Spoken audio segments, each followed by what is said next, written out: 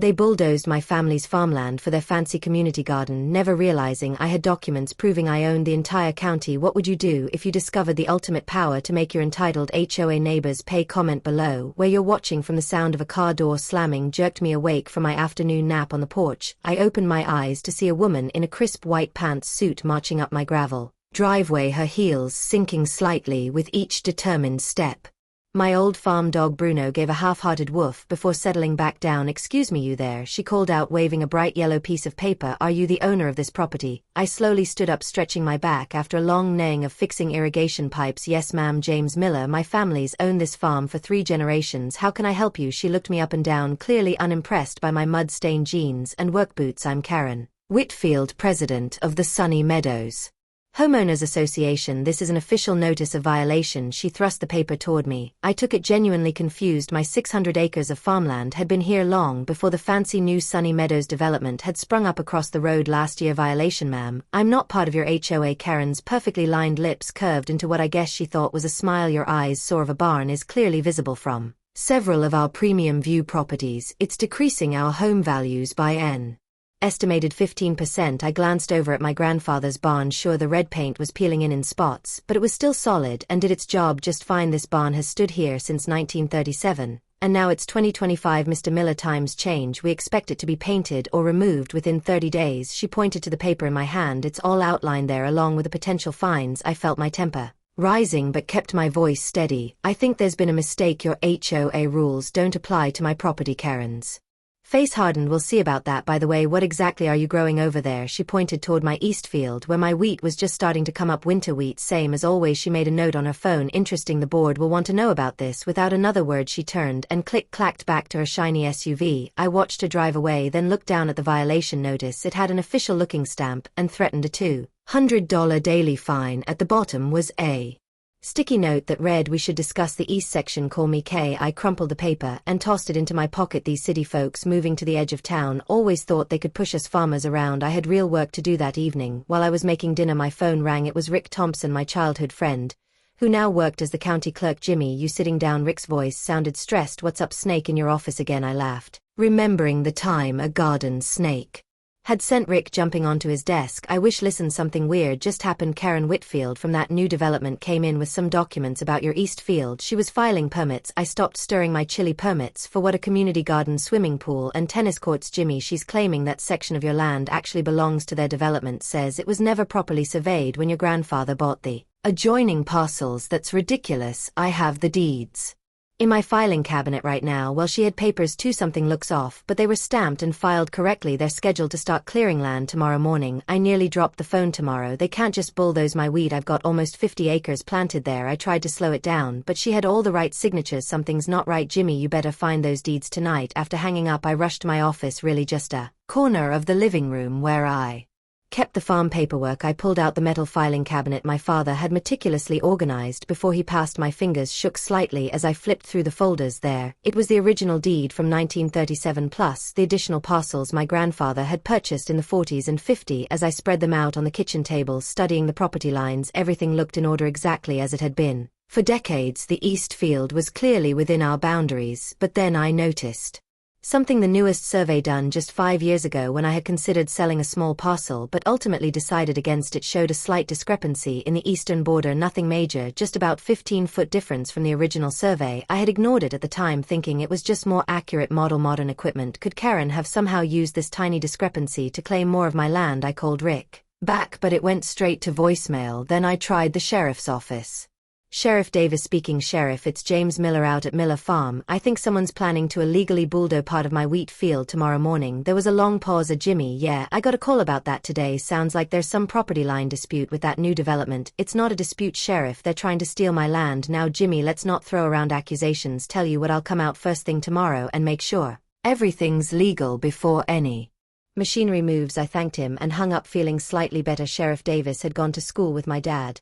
He'd make sure things were handled fairly. As the sun set over my fields, I sat on my porch watching the lights come on in the big houses across the road. What was Karen really after? The east field wasn't even visible from their development.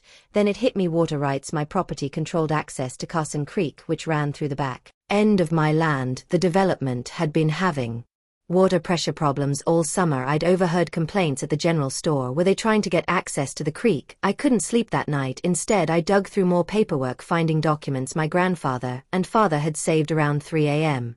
I found something interesting, a county map from 1962 showing that my family didn't just own this farm but had once owned most of the land in a 30-30 radius, including where Sunny Meadows now stood. We'd sold parcels off over the years as farming became less profitable, but I wondered what other rights we might still hold: water rights, mineral rights, access easements. Just before dawn, I dozed off at the kitchen table. Surrounded by papers, the sound of heavy machinery jolted me awake. I ran outside in my socks to see 3 bulldozers rumbling down the access road toward my east field. Karen's SUV led the way, and behind the bulldozers came several other cars with the Sunny Meadows HOA logo. Where was Sheriff Davis? I grabbed my phone to call him again, but before I could dial, the first bulldozer crashed through my fence line and into my wheat field. The sound of engines jolted me awake at 5:30 a.m. Not tractors, these were heavier, louder machines. I jumped out of bed, heart racing, and threw on my boots. Something was very wrong. I raced outside in my pajamas to find 3 massive yellow bulldozers tearing up my wheat field. The golden stalks my family had carefully planted were being ripped from the ground and pushed into piles like trash. My stomach dropped. Those wheat plants were supposed to feed hundreds of people. Hey, stop, I shouted, running toward them, waving my arms. The operators couldn't hear me over the roaring engines. Then I spotted them: Karen Whitfield and 5 other people in matching blue Sunny Meadows HOA polo shirts, standing by a white SUV at the edge of my property. They were all sipping coffee from matching travel mugs, watching the destruction like it was a fun morning show. I stormed over, mud splashing on my pajama pants. What the hell do you think you're doing? This is my land. Karen turned slowly, like she was surprised to see me on my own property. Her perfect blonde bob didn't move an inch as she tilted her head. Good morning, she said sweetly, as if we were meeting for coffee. We're finally addressing the neighborhood eyesore situation. The board voted unanimously. I pointed at the bulldozers. Tell them to stop right now. Those are my crops. Karen sighed like I was a child who didn't understand basic math. Actually, according to county records, this section was never properly registered to your family. It's been designated as community land for decades. She pulled a folder from her designer tote bag and flipped it open to show me a property map with lines drawn in red marker. My land had been split in half. That's impossible, I said. My grandfather bought this entire 600 acres in 1937. I have the deeds. Well, these are the official records. Karen smiled, closing the folder before I could really look at it. We're creating something beautiful here, a community guard with raised beds, a meditation labyrinth, and a koi pond. Property values will rise at least 8% once this mess is gone. The man beside her, who I recognized as Doug Wilson from the neighborhood marketing brochures, nodded eagerly. We've already sold sponsorship benches to 15 families. Construction starts next week. I pulled out my phone with shaking hands and called the sheriff's office. While it rang, I watched in horror as the bulldozers pushed deeper into my field, destroying more of my crops with each passing second. You can't do this, I shouted at Karen over the noise. This is theft and destruction of private property. It's progress, she corrected, turning to say something to a woman taking notes on an iPad. They all laughed. Sheriff Davis finally answered on the 4th ring, and I frantically explained the situation. They're destroying my crops right now. I need officers here immediately. There was a long pause on the line. I understand you're upset, the sheriff said carefully, but from what I'm seeing in the system, this appears to be a civil property dispute. We can't intervene without a court order. What, they're trespassing and destroying my property according to the records I'm looking at, Sheriff Davis said slowly. The property lines are unclear. I'd suggest contacting your lawyer. Something about his hesitation made my skin crawl. Sheriff Davis had known my family for years. Why was he suddenly acting like we were strangers? I'll come by later to take a report, he added, then hung up before I could argue. When I looked up from my phone, Karen was watching me with a satisfied smile. She knew exactly how this conversation had gone. Everything okay? She asked innocently. The sheriff is coming, I lied, trying to sound confident. Karen's smile didn't waver. Wonderful, he can see our permits. She handed me a stack of official look papers, all approved by the county last month. We tried to tell you about this at the neighborhood meeting, but you never attend. Do you? Because I don't live in your neighborhood, I shouted, feeling my face get hot. I've lived on this farm my entire life. My grandfather built that barn with his own hands in 1932, and it's been pulling down property values ever since, said Doug, checking his watch. We have another meeting at 9. Will you be okay here? Karen, perfectly fine, she assured him as the other board members drove away. Karen turned back to me. I understand change is difficult, but progress is inevitable. The suburbs are growing, and frankly farming doesn't fit the community vision anymore. I watched in stunned silence as a bulldozer ripped through the irrigation system my father had installed 30 years ago. Pipes burst, spraying water into the air. That's enough for today, Karen called to the operators, checking her watch. We'll continue tomorrow. The bulldozers backed up, leaving deep tracks in my ruined field. 6 acres of wheat, nearly a fifth of my year's income, was completely destroyed. This isn't over, I said, my voice shaking. With rage and shock, Karen placed a hand on my shoulder.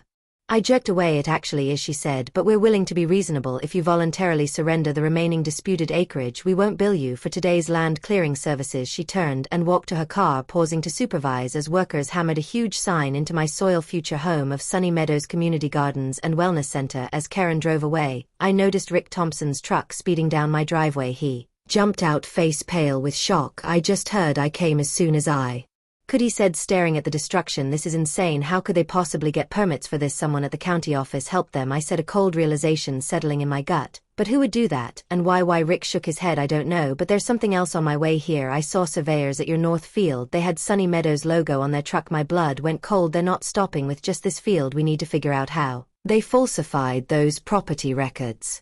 Rick said, this isn't just about your farm anymore. If they can do this to you, they could do it to anyone. I finished staring at the destroyed field back in my house. I went straight to my grandfather's old study. Behind a painting of our farm, there was a small safe. If I hadn't opened in years, inside were the original property documents, deed surveys, and maps dating back to when my great-grandfather first settled this county. What I found made my hands shake with both fury and determination. Karen and the HOA had no idea who they were really messing with, and by this time tomorrow they'd regret ever setting foot on my land. I couldn't sleep. The image of bulldozers tearing up my wheat field kept flashing in my mind. At dawn I got dressed and called Rick. I need every document on the Oak Ridge Estates development. I told him birth certificates to building permits, everything that could take weeks. Rick said I need it by noon. 3 hours later I was buried in county records at Rick's office. My coffee was cold, but I barely noticed. My hands trembled as I flipped through dusty folders from the 1920s, found something Rick called from his computer, the original land survey from when your great-grandfather parceled out the county, and look who signed off on it. The signature at the bottom made my heart race. Judge William Whitfield. Karen's great-great-grandfather. Rick confirmed he knew exactly where the property lines were supposed to be. My phone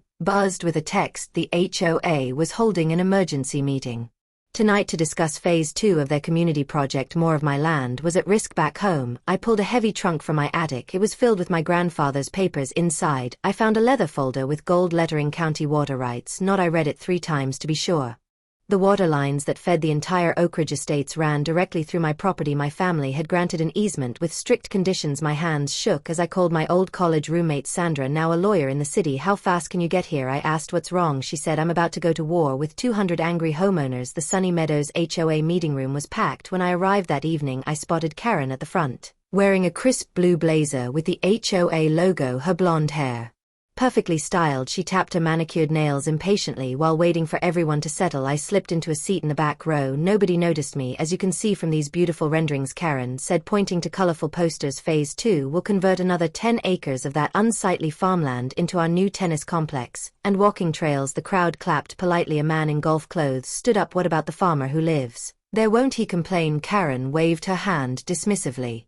Our legal team has confirmed that land was improperly registered decades ago. It rightfully belongs to our community now. My blood boiled, but I kept my face calm. I waited for the right moment. With the tennis complex, our property values should increase by at least 15%. Karen continued smiling. We've already hired the bulldozers for next Monday. When she finally opened the floor for comments, I slowly made my way to the microphone. The room quieted as people turned to look at me. Good evening, I said. I'm the farmer whose land you bulldozed yesterday and whose land you're planning to take on Monday. Karen's smile tightened. So this is a private HOA meeting. Before you continue with your plans, I said calmly, I'd like to introduce myself properly. My name is James Miller. My great-grandfather founded this county in 1901. Our family has farmed here for over a century. I opened my folder and placed my first document on the projector. It was a yellowed map showing the original county divisions. This is the original land survey signed by Judge William Whitfield in 1922. Does that name sound familiar? Karen, her face flushed. Several board members whispered to each other. Your great-grandfather personally verified our property lines, I continued, which makes it interesting that you claim my land was improperly registered. I switched to the next document. Our family trust still owns the mineral and water rights to every inch of land in a 30 m radius, including under your homes. The crowd murmured nervously. That's simply not possible. Karen snapped. Our development has all proper. I've spent a day with county officials. I interrupted, my voice still even. It seems your HOA has been operating without proper authorization for years. Your water supply runs through my land on easements that can be revoked with 30 days notice. An older man stood up. Are you threatening to cut off our water? I'm stating facts, I replied, just like it's a fact that your development was built on a conditional land use agreement. That requires maintaining a 200-acre agricultural buffer zone, the very land you bulldozed yesterday and planned to bulldoze Monday. Karen stepped forward, her face red. We have documentation, forged documentation, came a voice from the door. Everyone turned to see Sheriff Davis walking in, followed by Rick and 3 county officials. Rick carried a large cardboard box labeled evidence. This meeting is now part of a formal county investigation, the sheriff announced. We have reason to believe property records were deliberately falsified. Chaos erupted. Homeowners shouted questions. Karen tried to regain control but was drowned out. The vice president of the HOA, a tall man named Doug, grabbed the microphone. This is ridiculous. We followed every legal process. Sandra stepped forward from behind the sheriff. Then you won't mind explaining why the permit applications for your community garden project were backdated and signed by a county clerk who retired 3 years ago? People gasped. All eyes turned to Karen, who was frantically texting on her phone, or why Sandra continued. The property maps submitted to the county don't match the official surveys from any year since 1937. A woman with a baby stood up. Are we going to lose our homes over this? That's not my goal, I said, looking directly at her. But the destruction of my family's land has to stop, and the people responsible need to be held accountable. Karen suddenly pushed through the crowd toward the exit. Sheriff Davis nodded to a deputy who stepped in front of the door. Mrs. Whitfield, the sheriff said, we'll need you to stay for questioning. I gathered my documents. Watching his frightened homeowners surrounded board members demanding answers. This wasn't just about my land anymore. These people had been lied to as well. As I turned to leave, Doug grabbed my arm. You have no idea who you're dealing with, he hissed. Karen's husband is a state senator. This little stunt will cost you everything. I gently removed his hand. I'm not the one who bulldozed someone else's property based on forged documents. Outside, the night air felt cool on my face. I leaned against my truck, suddenly exhausted. This victory would be short-lived. Karen had connections and money. The real fight was just beginning, and she would come back harder.